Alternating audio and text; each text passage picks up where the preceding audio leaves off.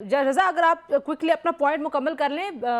पूछ रहे हैं हलाली साहब कि क्या करेंगे अगर हम बॉम्बिंग करके, लड़ाई करके, कन्वेंशनल तरीकों से उनको रोकेंगे तो उसकी रिटेलिएशन आएगी और एक जंग की सूरत हाल हो जाएगी। Do we have other options also? We have. देखिए, पहली बात तो ये है कि ये मामला जो है, जब डिस्प्यूट होता है तो वो कमीशन के पास जाता है। कमीशन अगर उसको हल नहीं कर सकता तो फिर आर्बिट्रेटर्स के पास जाता है।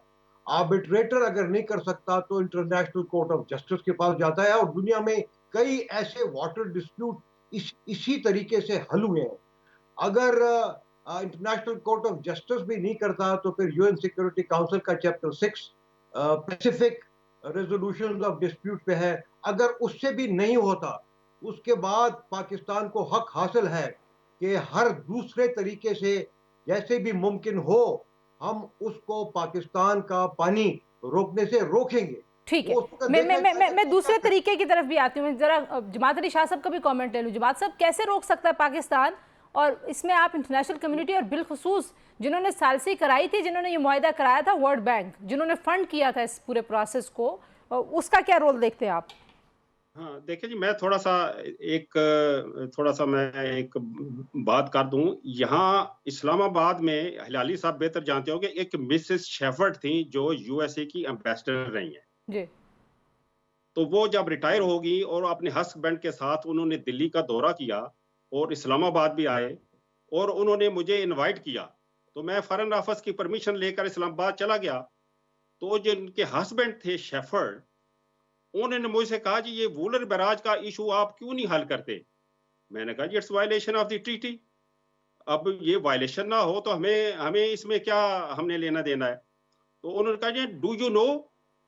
मैंने कहा क्या, कौन सी बात, किसकी बात का? उन्होंने कहा जी, ये जो तापी का प्रोजेक्ट था, जनरल रजा साहब, ये हलाली साहब, आपको पता है कि ये 2005 जी में जी। जी। जो है ये इस पर बातचीत शुरू हुई थी, बल्कि उससे पहले हुई थी कि ताजिकिस्तान से वाया जो है Afghanistan, Afghanistan, Pakistan, Pakistan, India. India yes. Gas pipeline जानी थी। तो उन्होंने कहा जी, वहां दिल्ली हाँ में, हाँ हाँ कहता है मैं एक्सपर्ट से मिला हूं और उन्होंने कहा कि पाकिस्तान आपकी गैस रोक देगा तो क्या करेंगे?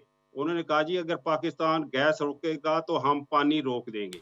तो ये नई बात नहीं है। लेकिन अब हल की तरफ जो है, जैसे हलाली साहब ने भी फरमाया है, जनरल साहब फरमाया कि हमें तमाम एंडेवर मुकम्मल करने हैं।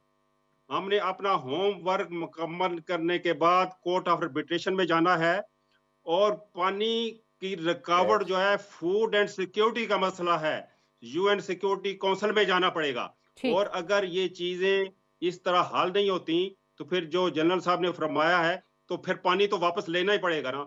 दो बातें हैं फिर, मैं समझता हूं, अगर ये सारे एंडेवर फेल हो जाते हैं, या तो भूखे प्यासे मर जाएं या फिर जंग करके मर जाएं। इनमें से तो फिर हमें कोई ना कोई जो है, ये तो हमारी मजबूरी और होगी फिर हिलाली जी साहब, कि हम किस तरफ जाएं।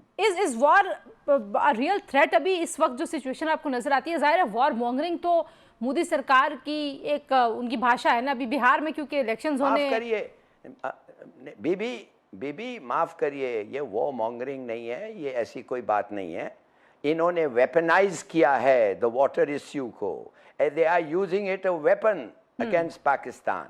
और अगर इनको हमने ये इजाज़त दे दें तो जैसे इन्होंने अब जमात साहब ने कहा है, बिल्कुल सही कहा है, they can starve us to death. क्या हम बैठे बैठे मर जाएंगे?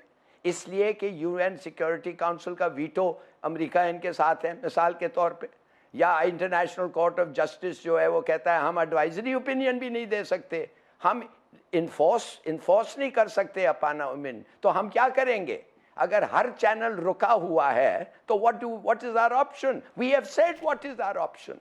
हमने उनको वार्न कर दिया है, कल किया है, कि अगर तुम इसको वेपनाइज करके तुमने ये रोको, और मैं कह रहा हूं इन्होंने रोका है, अभी रोका है। जमात साहब बैठे हुए उनसे पूछें, हमारे पास एविडेंस है कि दो दरियाओं पे they have already diverted the waters, and according to the cabinet statement that amounts to war.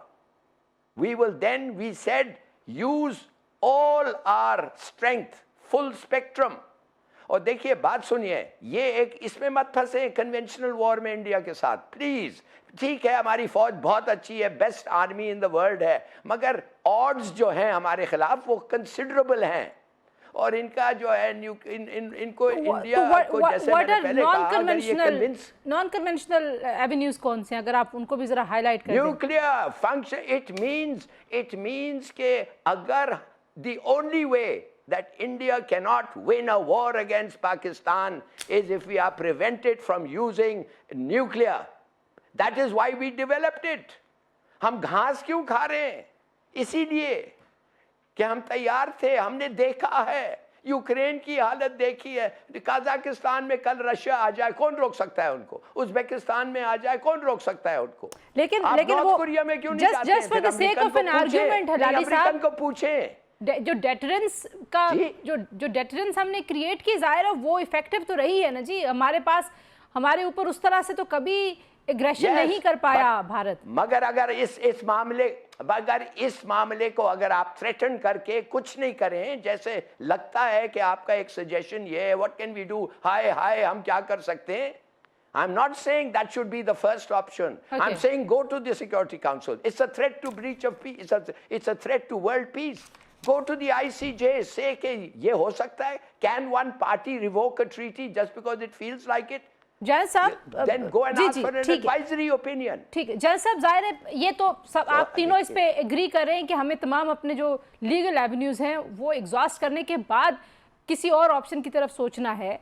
लेकिन क्या वाकई जंग सूट करती है इस वक्त भारत को, जिस तरह के हालात हैं इस खिते के, या ये वो जो एक रवायती तरीक़ेकार है अपने पॉलिटिकल मकासद इस्तेमाल करने हैं। पुलवामा के मामले पे भी साबित हुआ, इंडिया के अंदर साबित हुआ कि मोदी सरकार ने अपने सियासी मकासद के लिए पूरा फॉल्स फ्लैग ऑपरेशन किया था। देखिए बात ये है कि सारी दुनिया को, पर्टिकुलरली यूएन सिक्योरिटी काउंसिल के परमानेंट मेंबर को समझना चाहिए ये जो कश्मीर का मसला है, ये 3 न्यूक्लियर पावर के दरमियान एक सीरियस कंटेंशियस इशू है, और इसका जो हल है वो पीसफुल हल निकालना चाहिए, और इनको जो प्लेबिससिट का ऑप्शन है दोबारा उसके ऊपर गौर करना चाहिए।